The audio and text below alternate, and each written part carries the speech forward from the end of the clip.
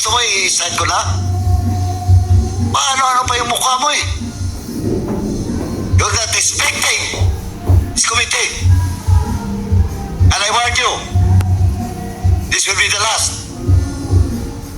Yun nga, Mr. Chair, hindi ko kasi maalala na nakinausap ko siya. Basta ang alam ko, nasa opisina siya, Mr. Chair. Ayun And yung I problema. don't lie, Mr. Chair.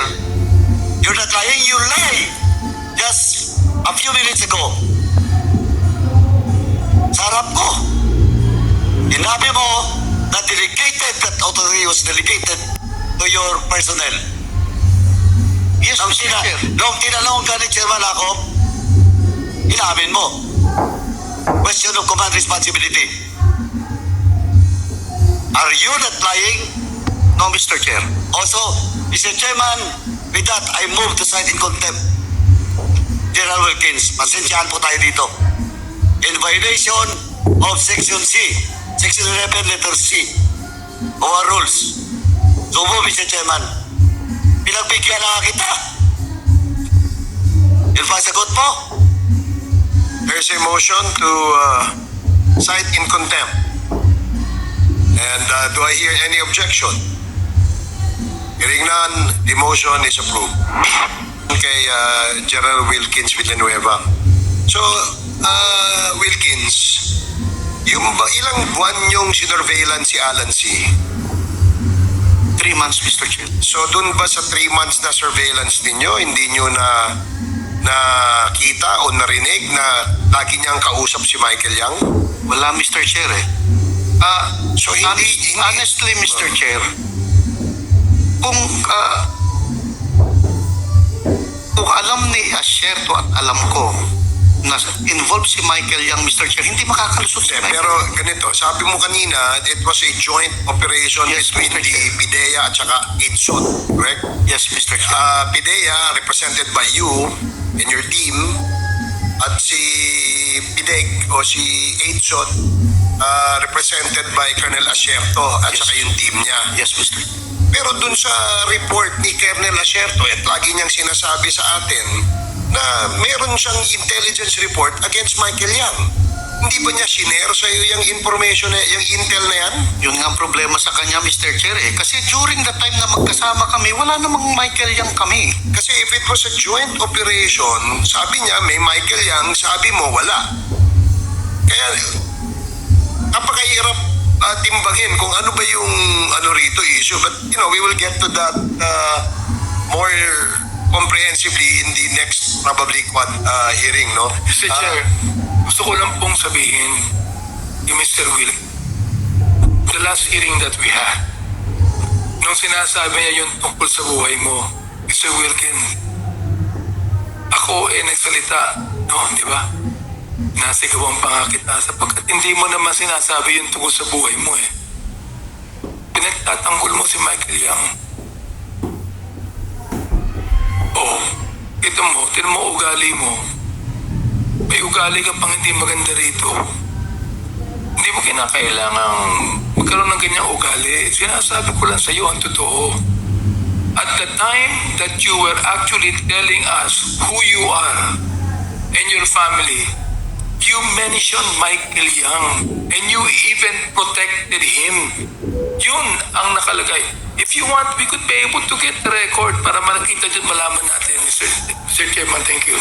Okay, salamat, Congressman Abante. Yun lang, no? It still remains a puzzle to most of us considering that merong joint operation pero yung side ni Colonel Asierto, meron siyang intel against Michael Yang and on the side of PIDEA where most of it are your team, no? Team, kasama mo yun, pati si Carillo.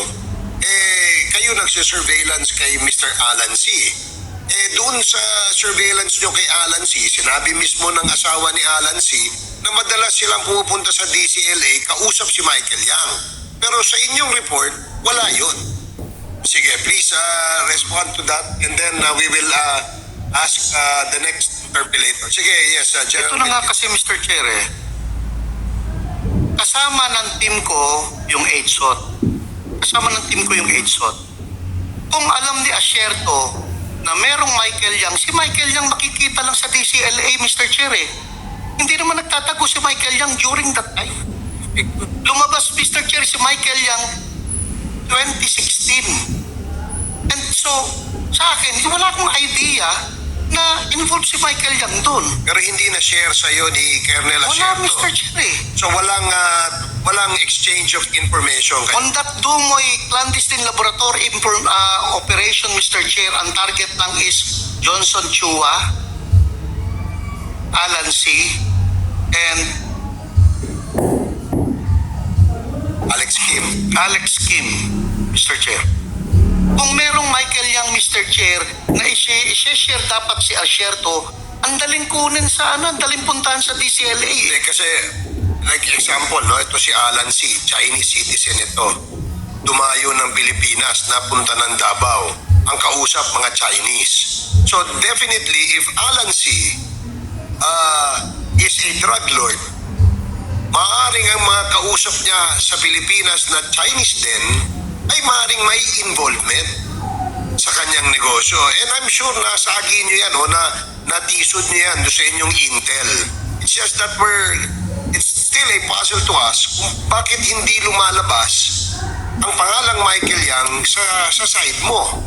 Pero sa side ng ka-joint operations mo, lumalabas. So again, kagaya ng sabi ko kanina, we will discuss that, deliberate on that in the next Quadcom hearing. And I hope you will still be here to cooperate with us, General Wilkins. Mr. Chair, I'd just like to share my observation in connection with what you said. Okay, short questions, observation. just observation lang. And then we now move to Chairman. Congressman Ernest Junicio. Sige, Congressman Kid.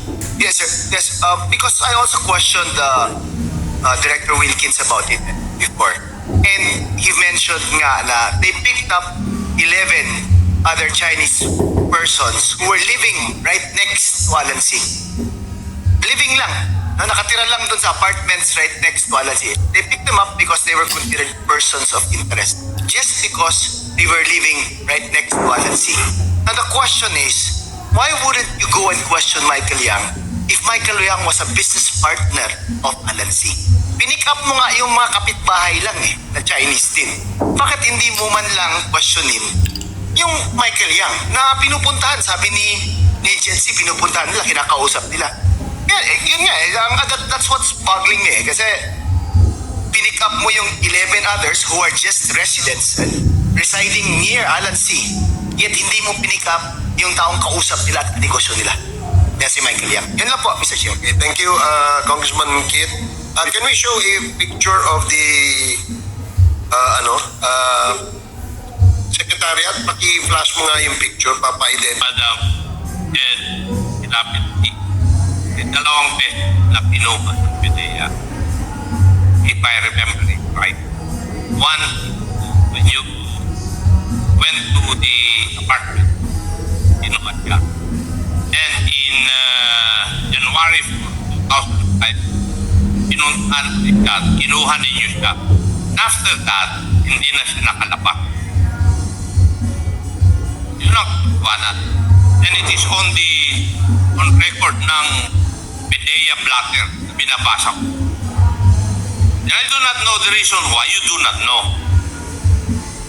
Parehas tayo nang galing sa pulis, di ba?